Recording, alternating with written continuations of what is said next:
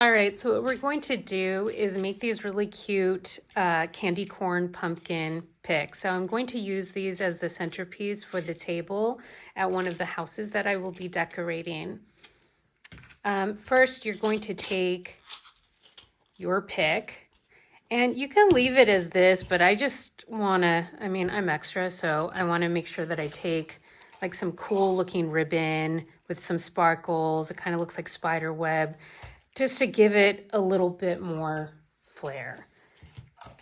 It's Halloween. You got to go big or go home, right? So what you do is you want to just make, I don't know what this is called, like a bunny ear. Take this, put it underneath here, and then you just want to twist it, twist it, twist it, twist it, twist it, twist it, twist it, twist it, until you get this, all right? This has a smaller bunny ear. But it doesn't have to be like uniform, so it doesn't. Honestly, like so it's gonna look like this. You got yourself all the way down here. Leave yourself, when you cut it, leave yourself enough fabric so that when you do put the glue here, you can hold on to the fabric and just pull it over without burning your hand or your finger, okay? So we're gonna do the glue part on this one right now. So take the glue, boom, boom, boom, boom, boom.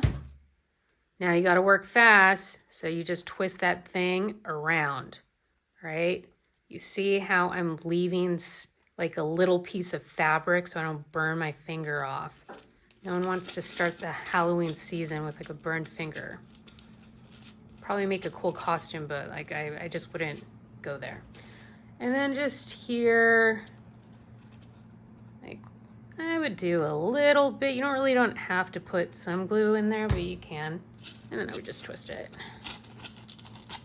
like once. And then just puff it up.